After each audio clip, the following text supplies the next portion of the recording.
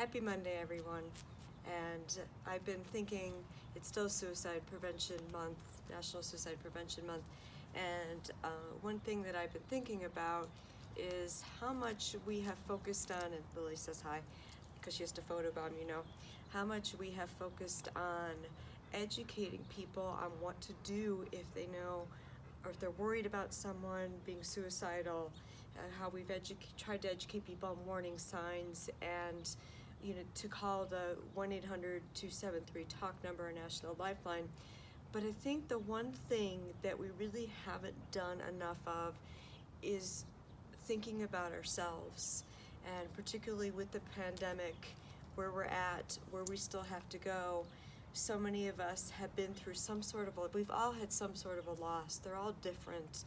It just depends on our lives, and I could go through a whole bunch of different scenarios. But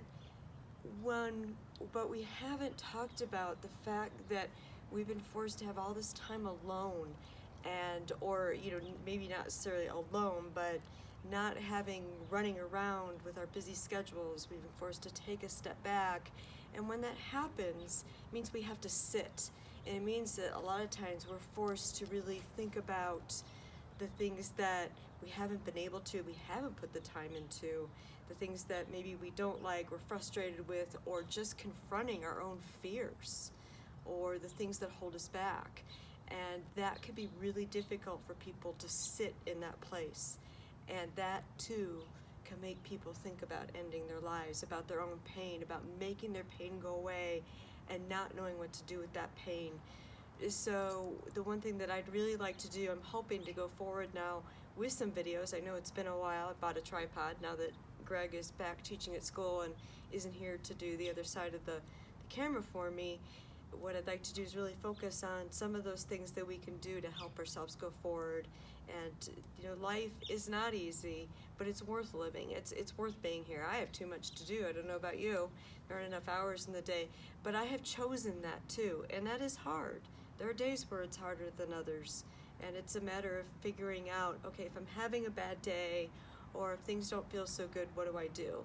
And so that's what I'm hoping to do with these videos, as well as continue to highlight a lot of things about Chelle Summer. Before I go, I'd like to share this one bag. This is a size that a friend had asked me to make for her for a beach bag. So it's like a wider bucket bag. You can see there's the bottom. It has the hard bottom.